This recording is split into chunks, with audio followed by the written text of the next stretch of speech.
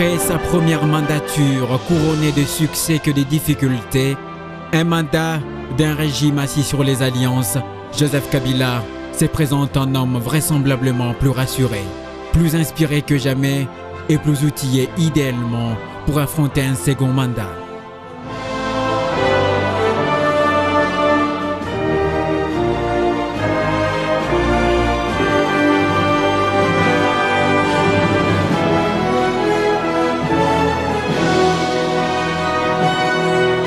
Voici maintenant une année depuis qu'il a été réélu.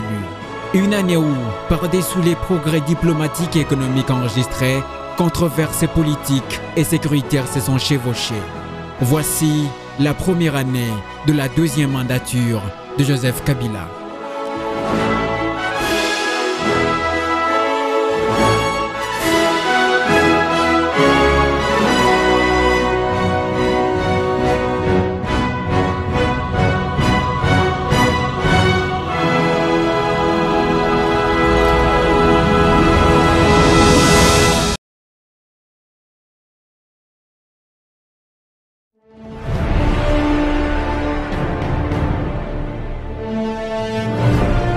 À la tête de la RDC depuis 10 ans, au cours desquels il a su envers et contre tout engager le pays sur la voie de la modernisation, 2011 fut particulièrement une année de dur labeur pour Joseph Kabila, qui était au crépuscule de son premier mandat et devrait surtout et encore faire face à l'épreuve électorale pour laquelle il entretenait toujours le mystère sur sa candidature.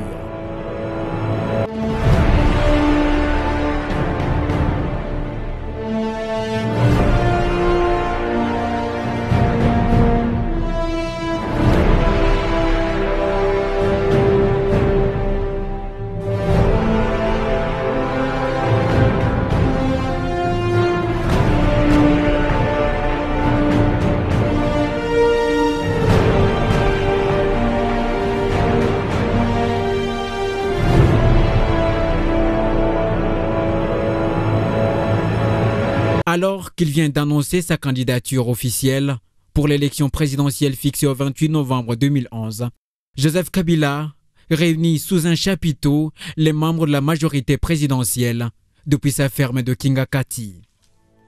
C'est là qu'il dresse les grandes lignes de son plan d'action pour le prochain quinquennat. Il entend mettre l'accent sur l'éducation et le social du peuple congolais et promet notamment de faire de la RDC une puissance énergétique et environnementale conformément aux exigences du développement durable et suivant un modèle de croissance économique respectueuse des écosystèmes.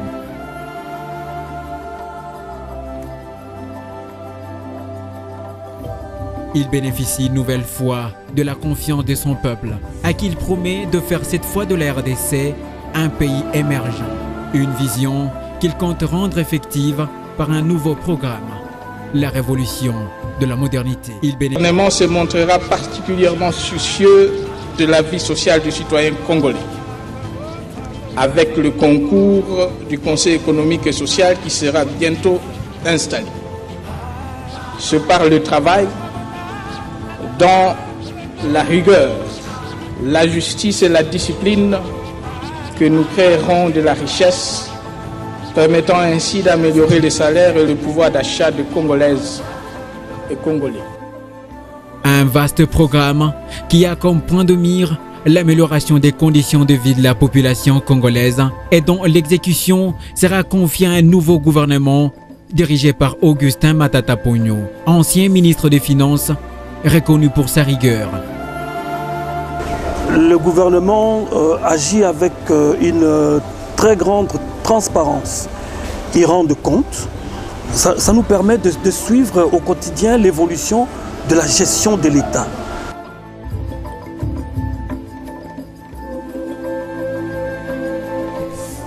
Les réformes se consolident dans plusieurs secteurs, notamment économiques.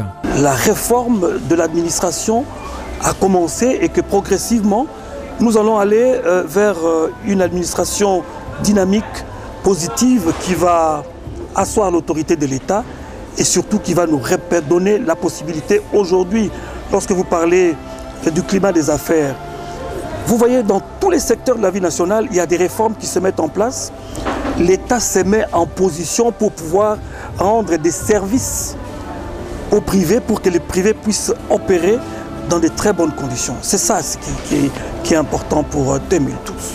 Déjà en janvier, avant même l'avènement du gouvernement Matata, la taxe sur la valeur ajoutée a été instaurée. Une opération qui a permis de remettre à flot les trésors publics. Au jour d'aujourd'hui, les recettes, grâce à cette taxe sur la valeur ajoutée, tout le monde est impliqué et les recettes entrent, ça permet au gouvernement de faire face à de multiples préoccupations et difficultés. Une autre innovation, c'est la bancarisation de la paye des fonctionnaires de l'État. Les fonds destinés à cette fin pourront désormais arriver en toute sécurité, sans risque de détournement. Je vous dis, c'est plus sécurisant pour l'agent et aussi un peu plus responsable pour l'État. Nous avons été avec les fonctionnaires au niveau de la banque, avec les militaires. Ça traduit une grande évolution, une reprise des choses en main par l'État. La monnaie nationale est révalorisée et la Banque centrale lance la dédollarisation. Désormais, le franc congolais sera dans toutes les transactions. Le taux d'inflation est maîtrisé grâce à la taxe sur la valeur ajoutée instaurée en début d'année 2012. Les régies financières maximisent les recettes. Période de croissance économique, mais elle n'est pas assez inclusive. Sa répartition n'est pas assez ressentie à travers l'amélioration des conditions de vie de tous nos concitoyens.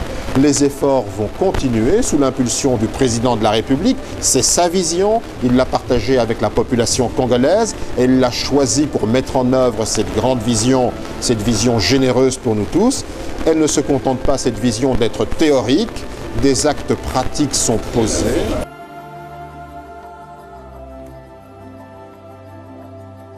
Entre-temps, le pays poursuit sa marche de reconstruction et continue à attiser les appétits des investisseurs étrangers.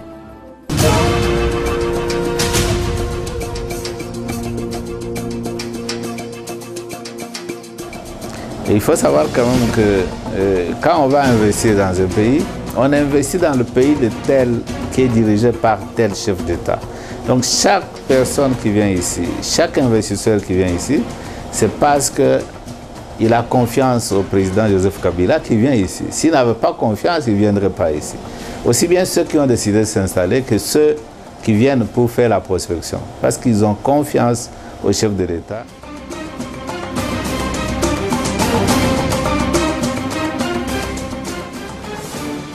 Aujourd'hui, le gouvernement veut que tous les projets importants commencent d'abord par des études détaillées. Et nous sommes restés totalement sur la concession, route Matadi-Kinshasa, la RN1. Et vous savez, nous avons là-bas des travaux d'entretien de cette route et des travaux d'élargissement. Il y a les postes de paysage, les postes de péage, des outils nécessaires à la protection de la route qui sont là. Et je crois que nous parlerons ensuite de quelques entretiens sur le pont Pozo.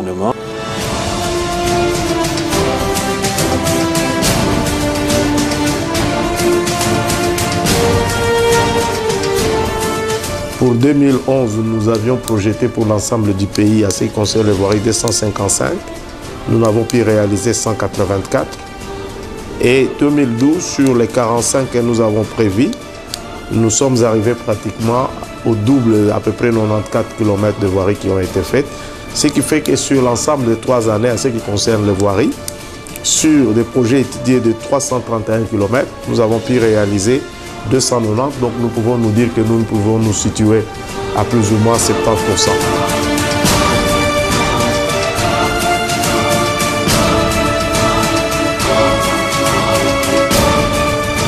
Des notables progrès qui affirment sur l'échelle planétaire la RDC comme une nation en pleine mutation.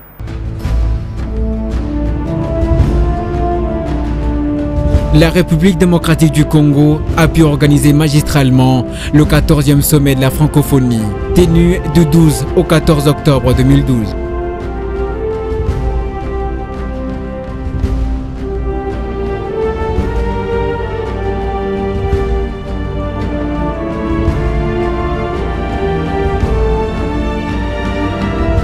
Un rendez-vous haut en couleurs, de grandes portées diplomatiques et politiques qui a réuni plus d'une trentaine de chefs d'État et chefs de gouvernement des pays francophones à Kinshasa. C'était le tout premier sommet international organisé au Congo et en Afrique centrale. Pendant que notre peuple se dépense sans compter pour l'amélioration de ses conditions de vie, de forces négatives à la solde des intérêts extérieurs ont il y a quelques mois entrepris de déstabiliser notre pays dans la province du Nord Kivu.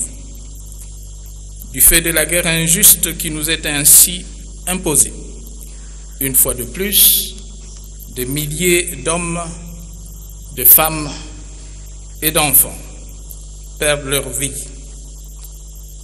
ou sont en errance dans les montagnes du Kivu. Bien d'autres sont forcés de vivre dans des conditions qui ne peuvent qu'interpeller la conscience humaine. Des initiatives et actions sont en cours, tant au niveau régional qu'international, pour mettre fin à cette situation inacceptable et restaurer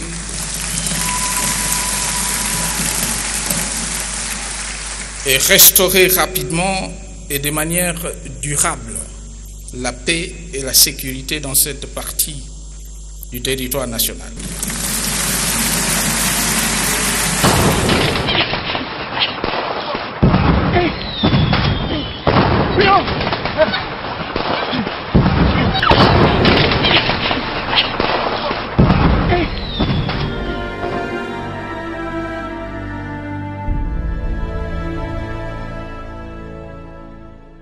Pendant ce temps, l'Est de la RDC demeure fragilisé, secrètement dans sa partie convoitée par ses voisins pour son sous-sol extrêmement riche.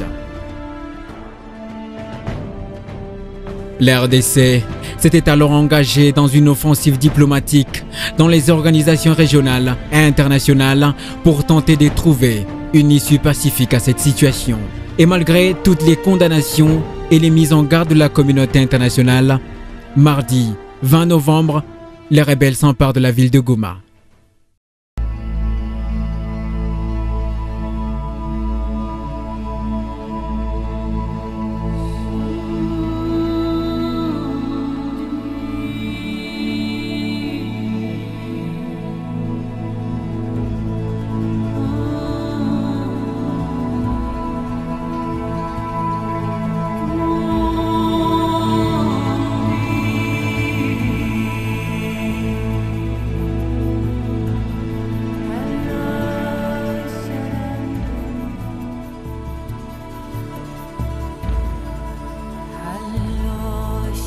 Politiques, étudiants, jeunes et vieux, tout le monde a dénoncé l'agression qu'il qualifie de complot international pour la balkanisation du pays, avec le Rwanda comme acteur.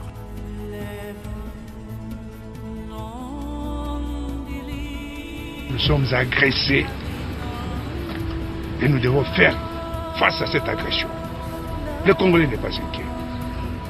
C'est l'armée qui est inquiète avec les traîtres. C'est lui, le général François Olenga, nommé par le chef de l'État, chef suprême de l'armée, pour réorganiser la force terrestre en remplacement du général Gabriel Amissi, suspendu. Nous sommes entrés maintenant dans une démarche d'éthique, de responsabilité. Ça veut dire que nous sommes tous responsables des actes que nous posons et que nous devons en rendre compte. Alors vous vous adressez à un député. La mission d'un député, effectivement, c'est de chercher la responsabilité et de l'exposer. Le président de la République a pris ses responsabilités en tant que commandant suprême des forces armées de la République démocratique du Congo. Nous sommes dans un moment extrêmement délicat, un moment extrêmement difficile. Il a pris une décision courageuse qui devrait galvaniser maintenant les forces armées qui se battent vaillamment sur le front. Il n'a pas hésité à prendre cette responsabilité sur base des éléments objectifs qui lui ont été adressés, notamment dans un rapport des Nations Unies.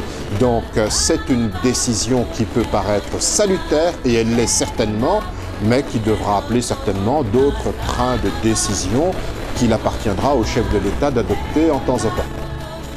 Et même aux plus hautes sphères de l'État, Joseph Kabila lance un appel à la mobilisation. La mobilisation générale de la population, de toutes les institutions, toutes les couches de la population. Nous avons déjà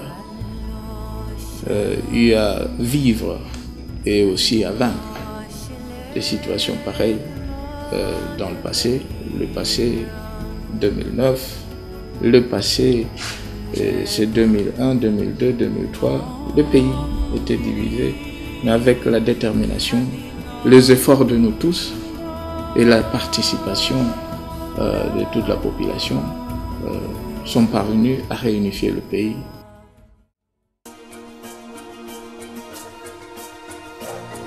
Kadi, le quatrième but. Sur le plan culturel et sportif, des actions positives ont été menées sous l'impulsion du chef de l'État Joseph Kabila Kabange. Déjà, au lendemain de sa réélection, le chef de l'État a mis à la disposition du mouvement sportif congolais et de tous les sportifs la loi portant principes fondamentaux relatifs à l'organisation et à la promotion des activités physiques et sportives en RDC. Et vu l'ampleur prise par les activités sportives dans notre pays, il était donc temps que ce secteur, comme les autres, soit doté d'un texte législatif pour pouvoir impulser les activités sportives et culturelles dans notre pays. Et il a fallu donc attendre le président Joseph Kabila pour doter ce pays d'un texte fondateur, un texte rénovateur dans notre pays. Il s'agit là d'une véritable révolution dans les sports en République démocratique du Congo. En football, après 3 absences consécutives aux différentes phases finales de la CAN, il fallait trouver des solutions pour pallier à toutes les insuffisances. Une fois de plus, le président de la République, premier sportif congolais, s'est impliqué personnellement. Les moins de 20 ans se qualifient pour la première fois à une phase finale. Les Léopards seniors, messieurs, déterminés à être présents au Mondial Brésil 2014, réussissent à se qualifier à la 29e édition de la CAN, prévue en Afrique du Sud. Donc nous estimons que nous sommes sur une bonne voie avec les moins de 20 ans qui sont qualifiés pour la CAN. Les moins de 20 ans vont jouer le tournoi de Toulon l'année prochaine. Nous allons représenter l'Afrique pour le tournoi de Toulon l'année prochaine. Donc c'est quelque chose, c'est une bonne préparation sur le plan de la formation. Nous allons jouer la CAN. 3, nous sommes en 2e position pour les préliminaires, pour les éliminatoires de la Coupe du Monde. Donc si au mois de mars, nous arrivons à gagner la Libye en aller-retour, nous capitaliserons nos chances pour être qualifiés à la Coupe du Monde. 2012 aura été aussi l'année des Jeux Olympiques, compétition qui a réuni à Londres plus de 200 pays du monde entier. Un rendez-vous sportif et culturel auquel la RDC ne devait pas manquer. Pour la RDC, cette participation permet justement de s'imprégner de ces valeurs olympiques dont les peuples ont besoin pour finalement se développer, dont la jeunesse a besoin pour être de moteurs dans leur pays respectif. Il fallait aussi que la RDC soit présente au niveau des Jeux paralympiques. C'est une première pour la RDC. C'est vrai, nous n'avons pas de talent ou, comment dirais-je, des performances avérées à ce niveau-là. Mais je pense que le tout commence par un premier pas. Présent au grand rendez-vous sur le continent et à travers le monde durant l'année 2012, les Léopards Taekwondo ont représenté valablement le drapeau congolais, ramenant au pays 27 médailles, dont 6 or, 7 argent et 14 bronzes. Je crois que cette performance que d'aucuns ne cessent de louer est due, à mon humble avis, au sérieux que le gouvernement a mis dans la préparation, dans la participation notre équipe nationale de taekwondo, je veux dire, au sérieux que le ministère de la Jeunesse et des Sports a mis, au sérieux que la Fédération congolaise de taekwondo a mis dans la préparation, dans la sélection des athlètes, je crois que tous ces éléments sont à mettre à l'actif des résultats qui ont été glanés là et ça et là.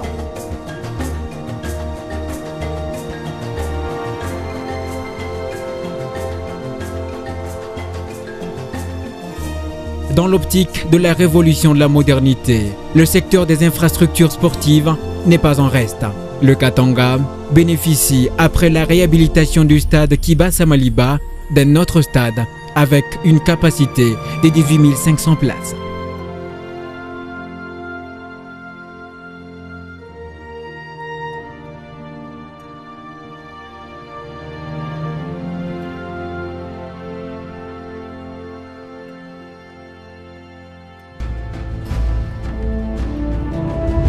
« 2012 aura été certes une année particulièrement difficile pour Joseph Kabila, bousculé par des défis énormes, notamment sécuritaires, mais la nation n'a pas arrêté sa marche vers sa restauration. La RDC s'est donc engagée dans une lutte acharnée pour rétablir de manière définitive et pérenne la paix sur l'ensemble de son territoire. Bien que ardu, le chemin parcouru pendant ce premier mandat de Joseph Kabila aura auguré un avenir d'une république plus forte, plus déterminée et plus disposée à affronter ses détracteurs.